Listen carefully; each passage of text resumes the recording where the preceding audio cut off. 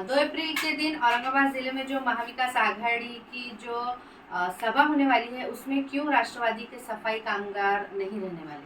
देखिए, 2 तारीख को जो है महाविकास आघाड़ी की संयुक्त सभा है। उसके अंदर राष्ट्रवादी सफाई कामगार सेल और अखिल भारतीय सफाई मजदूर कांग्रेस, इनका एक भी कार्यकर्ता उस सभा में शामिल नहीं होने वाला है। उसका सबसे बड़ा कारण ये है, हमारे सफाई कामगारों के पास 3 महीने से पगार नहीं हुए। दिसंबर, जनवरी, फरवरी, ये 3 महीने से पगार नहीं हुए। उसके अलावा 24/2/2023 को तत्कालीन उप मुख्यमंत्री देवेंद्र फडणवीस और मुख्यमंत्री एकनाथ रावजी शिंदे साहब ने लाड़पागे समिति का एक नवीन जीआर लाया, जिसके अंदर इतनी जांचक आटी डाली गई है।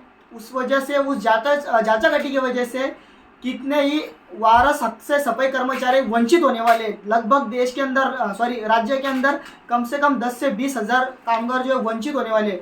बार बार हम इनको, हमारे जो आमदार है, हमारे जो विरोधी पक्ष नेता है, हमारे जो विधान परिषद विरोधी पक्ष नेता है, उनके पास हम बार बार उनको निवेदन देते हैं कि सर आप सफाई कामगारों के लिए आवाज़ उठाइए, सर आप सफाई कामगारों के लिए बोलिए, लेकिन फिर भी इनके पास बोलने के लिए टाइम नहीं है।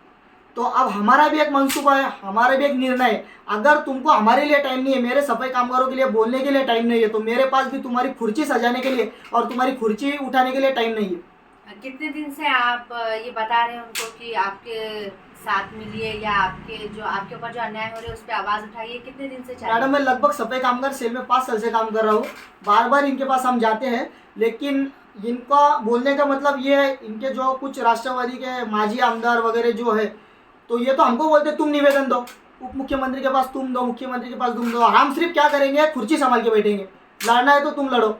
और सफाई, और एक बात मोस्ट इम्पॉर्टेंट पॉइंट यहाँ पर नोट कीजिए आप, जब भी सफाई कामगारों का विषय आता है, सफाई कामगार बोलने के बाद आज भी उच्च वर्णीय नेता जो है ना, तो उनके ऐसा चेहरे थोड़े ऐसे उदास हो जाते हैं। उनको लगता है सफाई कामगार मतलब बहुत हल्के हैं या नाली साफ करने वाले। जब हमारे कामगारों के लिए तुम्हारे मुंह टेढ़े अगर होते होंगे, तो हमको भी तुम्हारे पास नहीं जाना है, आपकी सभा में नहीं आना है। मेरा एक भी कार्यकर्ता मराठवाड़े में आज राष्ट्रवादी सफाई कामगार सेल के 200 से 300 कार्यकर्ते मौजूद है। मैंने अच्छा काम किया बोलकर लॉकडाउन में अजीत दादा पवार उप मुख्यमंत्री थे, तब भी मुझे सम्मान पत्र दिया। विरोधी पक्ष नेता हुए, उसके बाद भी सम्मान पत्र दिया। जयंत राव पाटिल ने भी सम्मान पत्र दिया।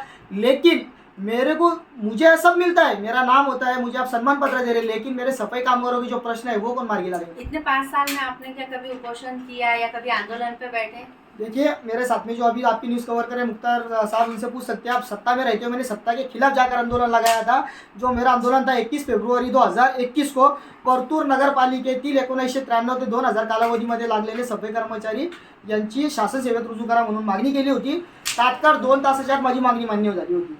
क्या करना चाहेंगे सर, अगर इस बार भी आपको सिर्फ आश्वासन मिला, आपका काम नहीं हुआ, तो क्या पार्टी छोड़ना चाहेंगे? देखिए, पार्टी छोड़ने का विषय मैं आपको बताता हूँ। अगर मुझे पार्टी छोड़ना रहती थी तो मैं डायरेक्ट राजीनामा देकर पार्टी छोड़ सकता था, लेकिन फिर भी मैं पार्टी के साथ 5 साल से जुड़ा हूँ। तो मेरी एक उनसे विनती है कि आप सफाई कर्मचारी के अभी 8 दिन बाकी है, 2 अप्रैल को 8 दिन बाकी है। अगर ये 8 दिन के अंदर वो मेरे कर्मचारी के लिए एक भी मुद्दा उठाते हैं या वो जीआर के खिलाफ विरोध अगर दर्शाते हैं, तो मैं वापर मेरे पूरे 100-150 जो भी कार्यकर्ते वापर लेके मौजूद रहेगा। दूसरी मेरी एक बात ये है, महाविकास आघाड़ी ने सत्ता में रहते हुए उद्धव बाळासाहेब ठाकरे ने औरंगाबाद जिले का नाम संभाजीनगर करा था, बराबर है। लेकिन उसके बाद हमारी सरकार गिर गई, शिंदे साहब की सरकार है, बीजेपी सरकार ने, मनुवादी सरकार ने, जातिवादी सरकार ने फिर से नाम चेंज किया। तो उसके ऊपर यह बोलना है, राष्ट्रवादी के 2-3 दिग्गज नेताओं ने, बड़े नेताओं ने बोले क्या, आम्ही तो निर्णय घेतला होता महाविकास आघाडी सत्तेत असताना आणि आम्ही त्या निर्णयाचं स्वागत करतो। तर त्यांना मी सांगतोय, तुम्ही कान उघडून आहे का? ज्या टायमाला उद्धव बाळासाहेब ठाकरेने हा निर्णय घेतला, त्याच्यानंतर बकरी ईद आणि आषाढी एकादशी एक दिवशी आली होती, आणि त्या दिवशी शरदचंद्र पवार साहेब, राष्ट्रवादी काँग्रेस पक्षाचे सर्वेसर्वा, यांनी रामा इंटरनॅशनल हॉटेलमध्ये पत्रकार परिषद घेतली होती। आणि त्या पत्रकार परिषदमध्ये त्यांनी सांगितलं होतं, तो जो निर्णय घेतलेला आहे तो उद्धव बाळासाहेब ठाकरेने एकमताने घेतलेला आहे।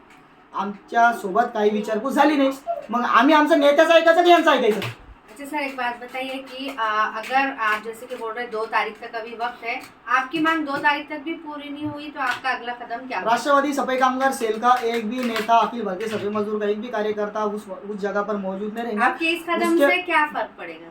फर्क पड़ेगा ना मैडम, उसके बाद भी मैं बता रहा हूँ, 2 तारीख तक इनके पास टाइम है। अगर ये नहीं आते हैं तो हम राष्ट्रीय अध्यक्ष श्री गोविंद भाई परमार साहब, अखिल भारतीय सफाई मजदूर कांग्रेस और राष्ट्रवादी सफाई कामगार सेल के राष्ट्रीय अध्यक्ष श्री गोविंद भाई परमार साहब से जाकर मुलाकात करेंगे। अगर वहाँ पर भी हमारा कुछ नहीं होता है तो इंशाल्लाह हम पार्टी से भी रिजाइन देने के लिए तैयार है। क्यों कि मैं लड़ता हूँ सफाई कामगारों के लिए। अगर मेरे कामगारों पे अन्याय होगा तो मैं क्यों खामोश बैठूँ। आज मेरे कामगारों को 3 महीने से पगार नहीं। सब तुम जो परमानेंट सफाई कर्मचारी है उनको टाइम टू टाइम पगार दिया जाता है, लेकिन जो कॉन्ट्रैक्ट बेस पे काम कर रहे हैं उनको पगार नहीं दिया जाता। उनको टाइम पर पगार नहीं, उनका ईपीएफ जमा होता नहीं। तो इसके लिए हमने क्या करना, किसके पास जाना। जब हमारी पार्टी हमारा नहीं सुनेगी तो हमने जाना किसके पास। ये मनुवादी जातिवादी सरकार है, ये तो सफाई कर्मचारियों के लिए कुछ भी नहीं करने वाली है। लेकिन जब हमारे विरोधी पक्ष नेता, हमारे पार्टीगण इसके खिलाफ आवाज नहीं उठाएंगे तो हमने आगे क्या करना। आपका नाम और आपका पद? मेरा नाम इरफान भैया पटेल, अखिल भारतीय सफाई मजदूर कांग्रेस, राष्ट्रवादी सफाई कामगार सेल, महाराष्ट्र राज्य उपाध्यक्ष।